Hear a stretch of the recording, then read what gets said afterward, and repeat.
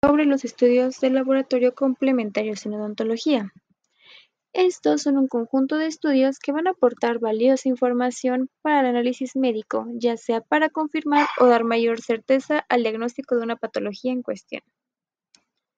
Dentro de estas pruebas de laboratorio vamos a encontrar las pruebas hematológicas, o también conocida como biometría hemática, que es una prueba de laboratorio que consiste en contar el número de células que hay en un volumen dado de sangre y calcular el porcentaje de cada tipo celular. Esto forma parte de un examen médico de rutina que orienta el diagnóstico teniendo en cuenta la importancia de cada célula sanguínea y la función que cumple cada una de ellas dentro del organismo.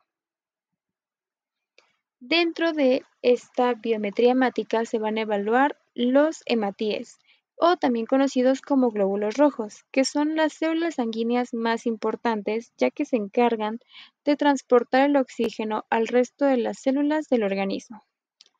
Cuando encontramos niveles bajos de glóbulos rojos, esto quiere indicar que hay hemorragias abundantes que provocan que no haya el suficiente oxígeno que llegue a las demás células del cuerpo, originando lo que se conoce como anemia. Y cuando notamos que hay niveles muy elevados, esto se va a conocer como poliglobulía, que es una afección de la sangre que la va a volver más espesa de lo normal, lo que va a facilitar la formación de trombos en el interior de los vasos sanguíneos. También vamos a encontrar lo que es la hemoglobina, que es una proteína formada principalmente por hierro, que se encuentra en el interior del glóbulo rojo y que es la que va a originar el color rojo de la sangre. Gracias a esta proteína es que el oxígeno y los nutrientes llegan al resto de los tejidos del cuerpo y también va a aportar para transportar el dióxido de carbono a los pulmones para que éste pueda ser exhalado. Los niveles bajos pueden ser debido a una falta de oxígeno, ya que estos no llegan adecuadamente al resto de los tejidos del cuerpo. Y por lo general también está muy relacionado con la cantidad de glóbulos rojos, ya que depende de la cantidad de glóbulos rojos la cantidad de hemoglobina que vamos a encontrar, ya que cada glóbulo rojo suele contener entre 200 y 300 moléculas de hemoglobina, por lo cual al tener un recuento menor de glóbulos rojos, esto puede ser un signo de alerta de la presencia de anemia. Y los niveles altos provoca la poliglobulia, que era la afección que vuelve la sangre más espesa y aumenta la posibilidad de la formación de trombos en los vasos sanguíneos. Y también esto puede ser provocado por cardiopatías o problemas pulmonares crónicos, o también se puede notar un aumento de hemoglobina en las personas que viven en zonas muy elevadas. También encontramos lo que es el hematocrito.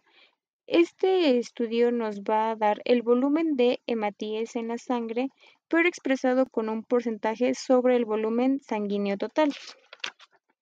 Cuando encontramos niveles bajos, esto puede ser debido a que hay un menor número de glóbulos rojos y la causa principal es por anemia, o también se puede dar por algunas hemorragias o también en procesos fisiológicos como el embarazo o problemas en la médula ósea e incluso leucemia e hipotiroidismo.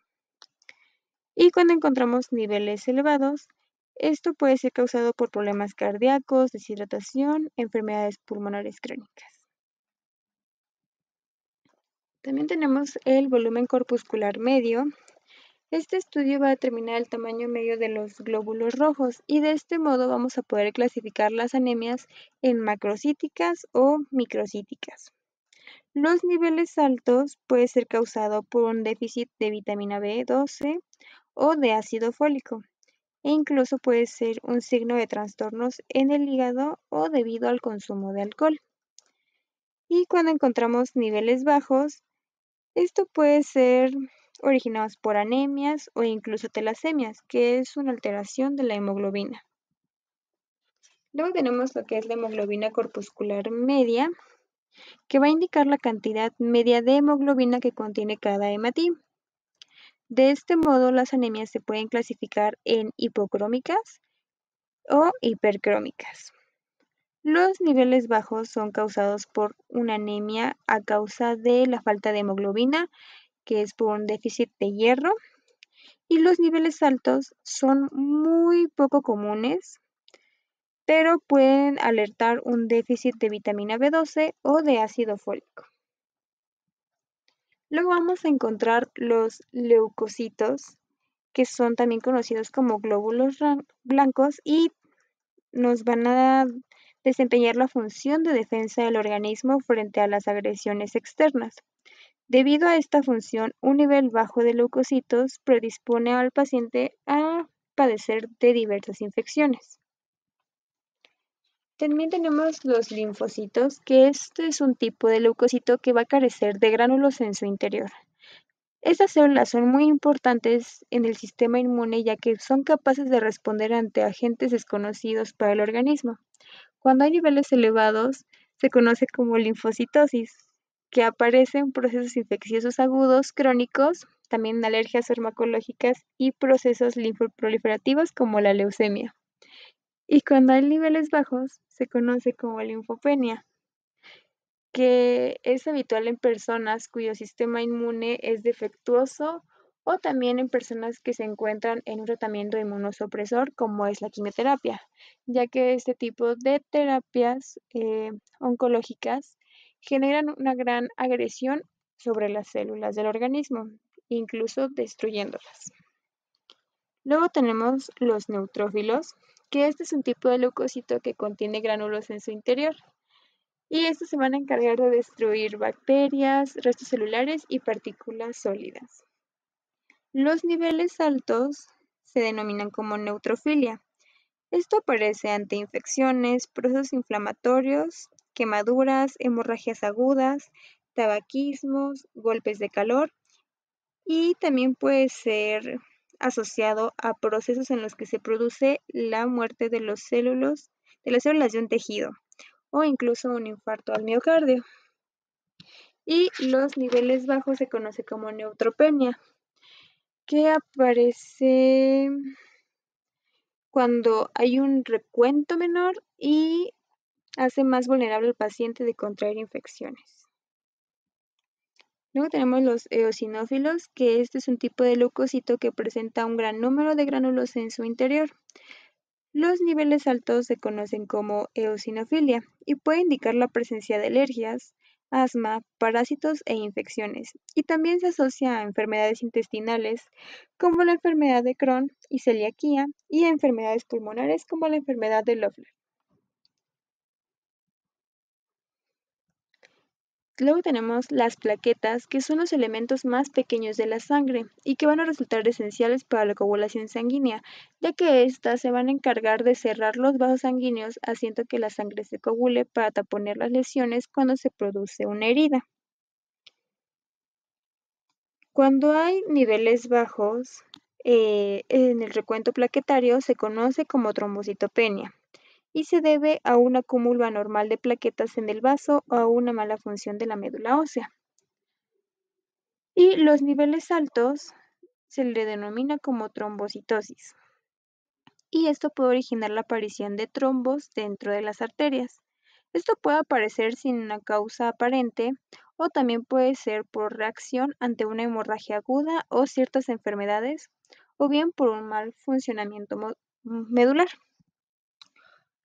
Tenemos la velocidad de segmentación globular, que es un parámetro que va a medir la velocidad a la que se van a sedimentar los glóbulos rojos en la sangre en un tiempo determinado. Los niveles altos se conoce que pueden ser causados por mielomas, linfomas, leucemias y procesos inflamatorios crónicos como la artritis reumatoide o el lupus. Y también se puede deber a procesos fisiológicos como el embarazo, la menstruación o también en las personas de edad adulta. Los niveles bajos raramente suelen ser notados o diagnosticados, pero esto puede ser útil para el seguimiento de pacientes, ya que si la velocidad de segmentación globular es disminuida, esto sugiere que el tratamiento de estos pacientes no está siendo eficaz. Y bueno, otro tipo de estudios de laboratorio que vamos a encontrar es el coagulograma básico, que comprende un conjunto de pruebas que exploran la participación de todos los componentes de la hemostasia, incluyendo el endotelio vascular, la actividad plaquetaria y los factores plasmáticos y fibrinolíticos. Dentro de este coagulograma tenemos lo que es el tiempo de sangrado, que es la medida de la integridad de los componentes vascular y plaquetario. Vamos a encontrar dos tipos de métodos, el método de Duke y el método de Ivy. Para realizar el método de Duke se va a realizar una pequeña incisión en el lóbulo de la oreja y al momento de que ésta sea realizada se colocará un cronómetro y este va a ser detenido hasta que cese el sangrado. En el caso del método de Ivy, se colocará un esfigmomanómetro alrededor de la parte superior del brazo y se va a insuflar a 40 miligramos de mercurio y posteriormente se van a realizar 3 incisiones en la parte externa del antebrazo y se va a poner en marcha el cronómetro para medir el tiempo en que éste deja de sangrar. Luego tenemos la prueba de lazo, que normalmente es debido a que la pared vascular no permite una extravasación de la sangre. Sin embargo, en algunas situaciones anormales, como pacientes con desnutrición o intoxicados o que presentan trombocitopenias o desarreglos hormonales, se puede presentar una fragilidad del endotelio capilar o pared vascular que permite una salida anormal de la sangre hacia los tejidos circundantes, lo que se traduce como la aparición de petequias. La prueba de lazo consiste en aplicar una presión positiva en el antebrazo del paciente y observar en un tiempo determinado la aparición de petequias en el antebrazo por debajo del sitio de la lesión. Cuando hay una presión negativa, no se presentarán petequias. Sin embargo, cuando hay una presión positiva, se notarán las petequias en el antebrazo, que son pequeñas lesiones vasculares en forma de puntillo y color rojizo. Luego tenemos lo que es el tiempo de coagulación. Esta prueba suministra un índice de la eficacia global del mecanismo intrínseco de coagulación, o sea, que va a indicar el de los factores plasmáticos que intervienen en el mecanismo de coagulación. Para realizar esta prueba se obtendrá una muestra sanguínea de 3 centímetros cúbicos. Cada centímetro cúbico va a ser vertido cuidadosamente en un tubo de ensayo y se colocarán posteriormente a baño María a 37 grados centígrados. Se colocará un cronómetro en el momento en el que estos sean colocados en los tubos y van a ser vertidos cada medio minuto hasta que puedan invertirse totalmente sin que se vierta el contenido. De esta manera se va a tomar el tiempo de los 3 tubos y se generará un promedio de los 3. De esta manera podemos tener el valor total de referencia, que puede ser de 5 a 10 minutos, y un tiempo prolongado podría indicar problemas de coagulación, que podría ser por encima de los 10 minutos. Luego tenemos el tiempo de protrombina, que va a proporcionar información sobre la concentración normal o disminuida de los factores de coagulación. La mayor parte de los factores de la coagulación son producidos en el hígado y es necesario la vitamina K para la síntesis de los factores. Este estudio va a permitir evaluar la porción de fibrinógeno en el mecanismo hemostático y es de utilidad en el monitoreo de anticoagulantes para detectar desórdenes coagulativos y como parte de la función hepática. Esta puede estar aumentada en casos de mala digestión o absorción de la vitamina K. Y bueno, el procedimiento que se realiza para evaluar el tiempo de protrombina es obteniendo una muestra de sangre que será combinada con citrato de sodio. Después se va a centrifugar la muestra por 5 minutos y se va a preincubar a 37 grados para obtener el plasma. Posteriormente se va a pipetear 200 microlitros de protrombina en un tubo limpio y se incubará a 37 grados centígrados a baño María por 3 minutos y posteriormente se van a pipetear 100 microlitros de la muestra previamente incubada donde ya se obtuvo el plasma. y se va a poner el cronómetro hasta obtener lo que es el coágulo. Luego tenemos el tiempo de tromboplastina parcial activada. Es una prueba que va a demostrar deficiencias en el sistema intrínseco y la vía común. Y lo importante es el empleo de una tromboplastina parcial en lugar de una completa. El tiempo de tromboplastina parcial mide el tiempo en que se forma el coágulo en la muestra de sangre. Para realizar este análisis, se va a obtener una muestra sanguínea y se va a combinar con citrato de sodio y se va a centrifugar por 5 minutos para obtener el plasma. Y se van a agregar 100 microlitros de caolín y se va a mezclar e incubar por 3 minutos a 37 grados centígrados. Posteriormente se va a calentar cloruro de calcio por 3 minutos a 37 grados centígrados y se van a añadir 100 microlitros de calcio a la preparación del plasma y se pondrá el cronómetro hasta que se forme el coágulo. Otro tipo de estudio de laboratorio es la química sanguínea. Esta es la medición y el reporte de los componentes químicos disueltos en la sangre. Dentro de la química sanguínea vamos a encontrar la evaluación del ácido úrico, que es el producto de desecho normal que el cuerpo produce cuando descompone sustancias químicas llamadas purinas. Un valor elevado de ácido úrico indica acidosis metabólica, diabetes, alcoholismo y el consumo de demasiadas purinas, que estos están presentes mayormente en carnes rojas, frutos secos y en algunos embutidos.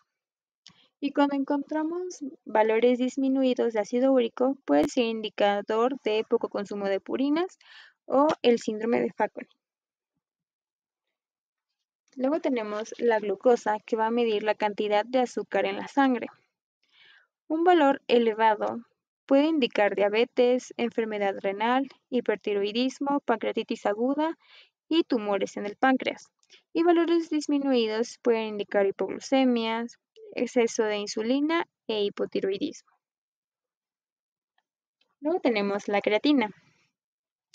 Este estudio va a indicar la función renal según el producto de degradación de la creatinina, que es un elemento constitutivo del músculo. Un valor elevado puede indicar deshidratación, acromegalia, que es el exceso de la secreción de la glándula de crecimiento, eclampsia y distrofia muscular. Y valores disminuidos pueden ser causados por una miastenia gravis. Luego tenemos lo que es el BUN y la albúmina.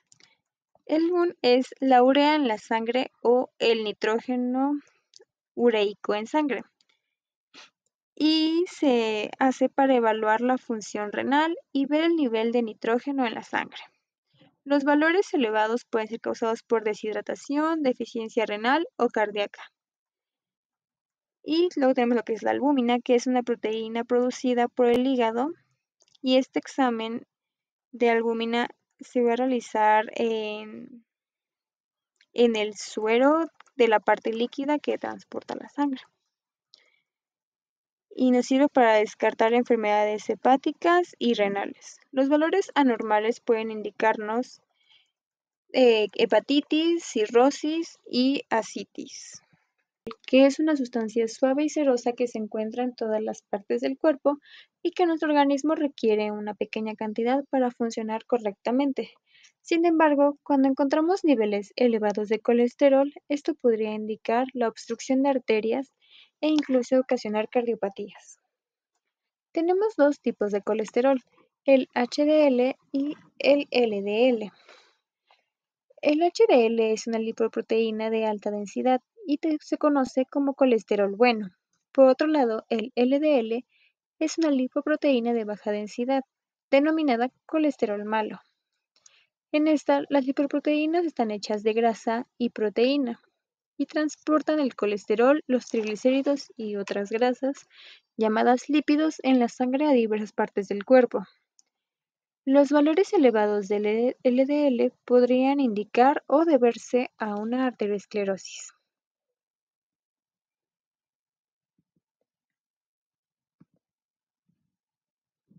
Luego tenemos la fosfatasa alcalina, que es una proteína que se encuentra en todos los tejidos corporales. Este examen se hace para diagnosticar enfermedades hepáticas y óseas o para saber si los tratamientos de estas enfermedades están funcionando exitosamente. Los valores anormales podrían indicarnos una obstrucción biliar, enfermedades óseas, hepatitis y leucemia. Por otro lado, la alanina transaminasa es una enzima que mayormente se encuentra en el hígado y se evalúa para determinar si hay un daño hepático. Los valores anormales podrían indicar o deberse a cirrosis, muerte del tejido del hígado, hepatitis, tumor o cáncer de hígado y pancreatitis. Luego tenemos el aspartato aminotransferasa, que es una enzima que se encuentra en altas cantidades en las células del miocardio, el hígado y el músculo. Y se usa junto con otros exámenes para controlar o diagnosticar enfermedades hepáticas. Los valores anormales podrían indicar una enfermedad renal, cirrosis, anemia hemolítica, falta de flujo sanguíneo al hígado, lo que ocasionaría una isquemia hepática. Luego tenemos el calcio. Este se realiza para detectar enfermedades óseas o enfermedades de la glándula parotidia o de los riñones. Los valores anormales podrían indicarnos o deberse a un exceso de vitamina D, también es un signo de VIH y puede también ser ocasionado por una alta ingesta de calcio.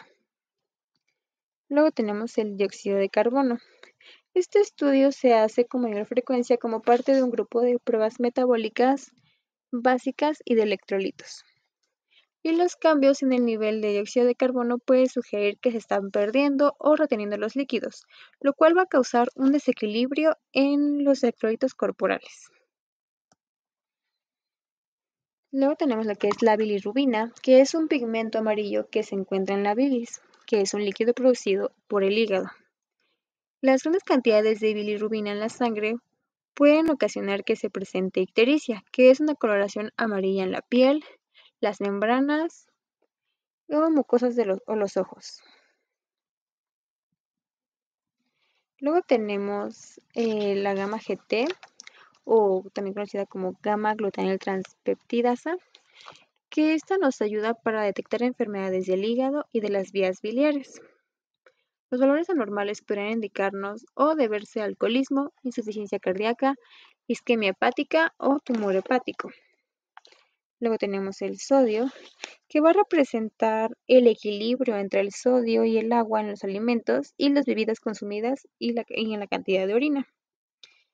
Los valores elevados se deben a la cantidad de líquidos, a una diabetes insípida, o también puede ser causado por poca hormona vasopresina y un alto contenido de sal en la dieta. Los niveles bajos podrían ser causados por deshidratación, diuresis, vómitos, diarrea, hipotiroidismo y también debido a un síndrome nefrótico.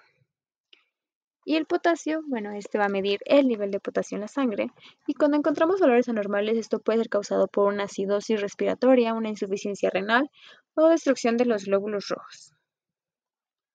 Y por último tenemos lo que es la proteína total, que va a medir la cantidad total de dos clases de proteínas encontradas en la porción líquida de la sangre, las cuales son la albúmina y la globulina. Y esta nos va a evaluar para diagnosticar problemas nutricionales, enfermedades renales y hepáticas. Los valores elevados pueden indicar o deberse a una inflamación o infección crónica, puede ser un signo de VIH y de hepatitis B o C. Y los valores disminuidos pueden ser causados por hemorragias, quemaduras extensas, enfermedad hepática y desnutrición. Luego tenemos lo que es el examen general de orina. Este se utiliza para detectar y controlar una amplia cantidad de trastornos como infecciones de las vías urinarias y enfermedades renales e incluso diabetes. El análisis de orina nos permite examinar el aspecto, la concentración y el contenido de la orina. Y este análisis de orina es una prueba común que puede realizarse para evaluar la salud general, como un examen médico de rutina, puede ser para el control del embarazo o para una preparación prequirúrgica. También para diagnosticar una enfermedad. Por ejemplo, cuando hay dolor en la espalda o se nota que hay sangre en la orina o hay la presencia de otros problemas urinarios. Y también para controlar una enfermedad, ya que sirve como auxiliar para supervisar que el tratamiento de la enfermedad renal o infección de las vías urinarias esté funcionando correctamente.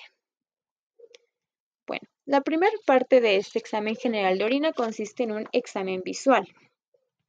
Normalmente, este examen va a analizar el aspecto que va a tener nuestra orina. Por lo general, esta suele ser transparente y puede llegar a presentar turbidez o un olor anormal cuando hay infecciones.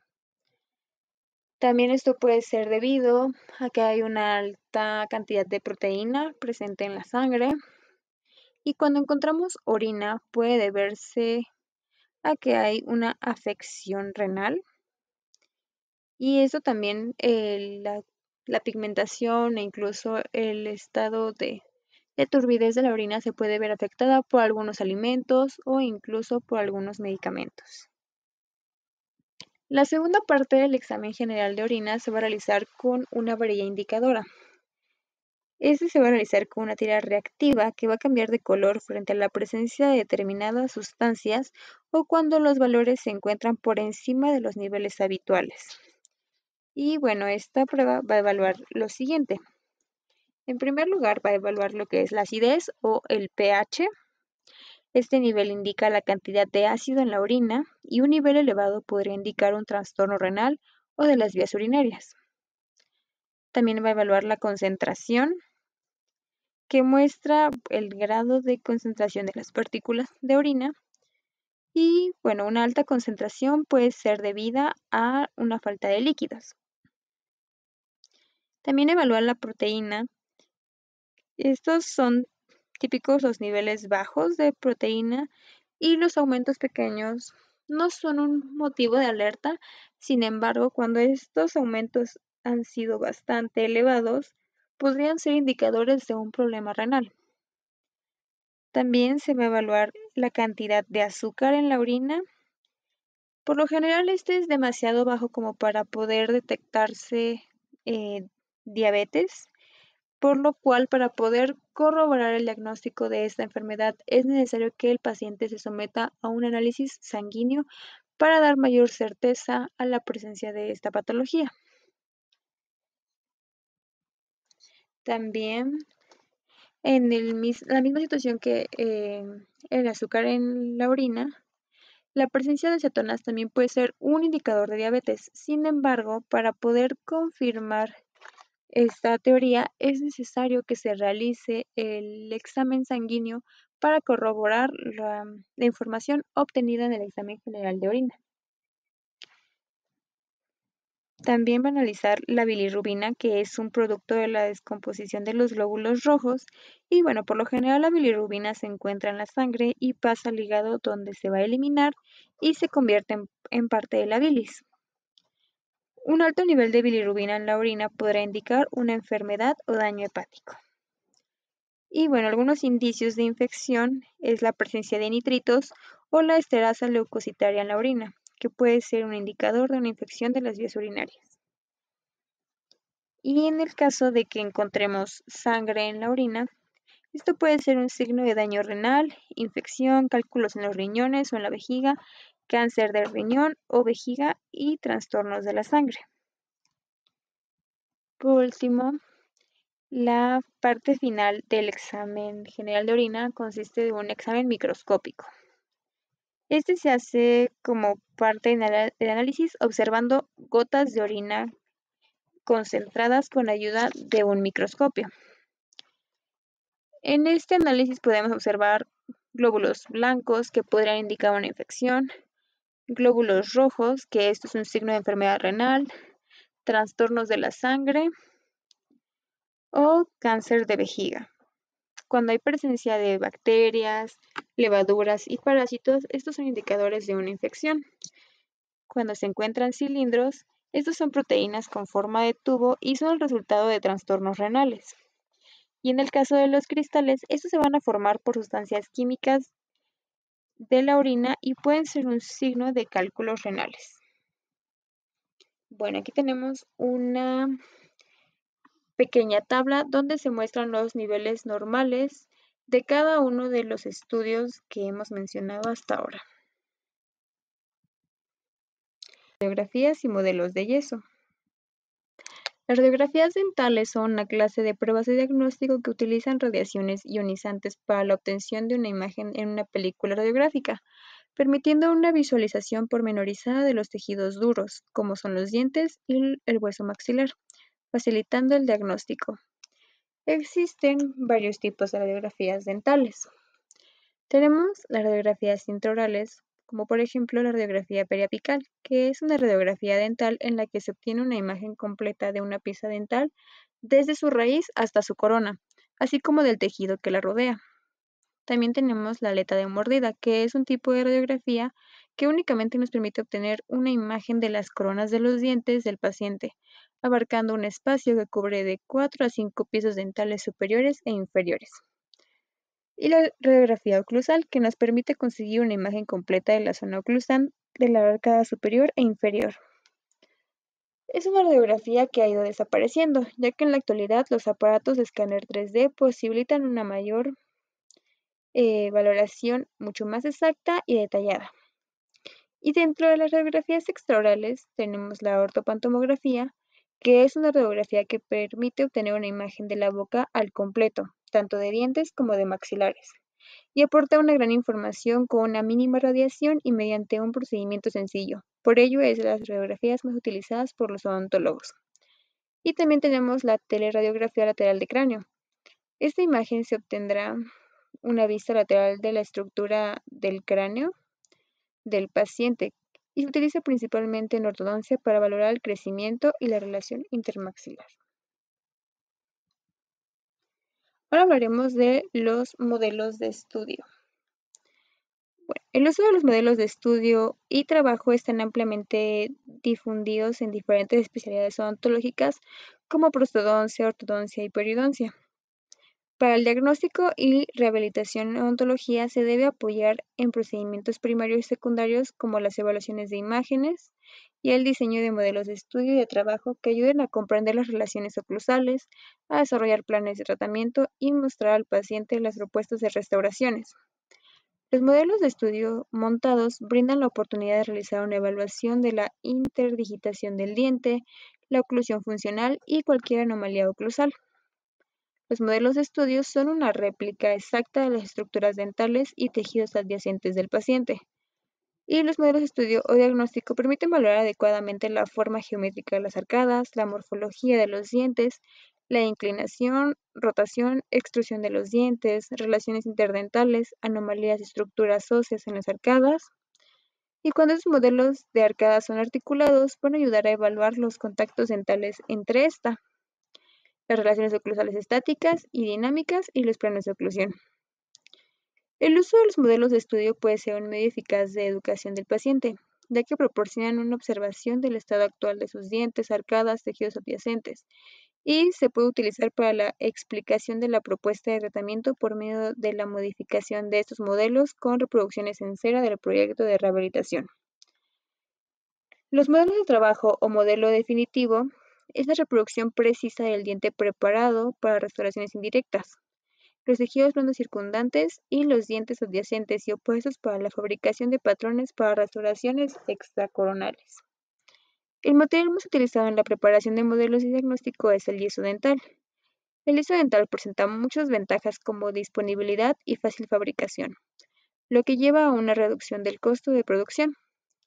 Los modelos de yeso también pueden imitar con precisión pequeños detalles anatómicos de tejido duro y blando, como las características de la superficie oclusal y el espacio entre el diente y la encía. Bueno, de las fotografías intra y extraorales, la fotografía es hoy un día un elemento auxiliar indispensable en la odontología actual. La fotografía tiene un valor legal muy importante ya que permite realizar una documentación adecuada de cada paciente y de cada caso.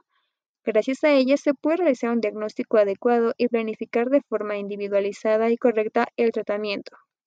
Finalmente, ayuda a observar la evolución de cada tratamiento respecto al inicio, de modo que da una garantía del tratamiento. La fotografía llamada clínica es la que se realiza en las clínicas dentales, y esta juega un gran rol para realizar los tratamientos odontológicos. Existen varios tipos de fotografías que se utilizan en odontología, y es de importancia conocerlos ya que cada uno de ellos cuenta con una serie de características específicas que son imprescindibles para el diagnóstico y el tratamiento. Las fotografías clínicas se diferencian principalmente en dos, extraorales e intraorales. Las fotografías clínicas extraorales son las tomas fotográficas de la cara completa, de frente, de perfil y la de sonrisa. La fotografía extraoral frontal, en esta el paciente debe de estar con la línea bipupilar paralela al plano horizontal al suelo. La línea media tiene que centrarse y encuadrar la fotografía.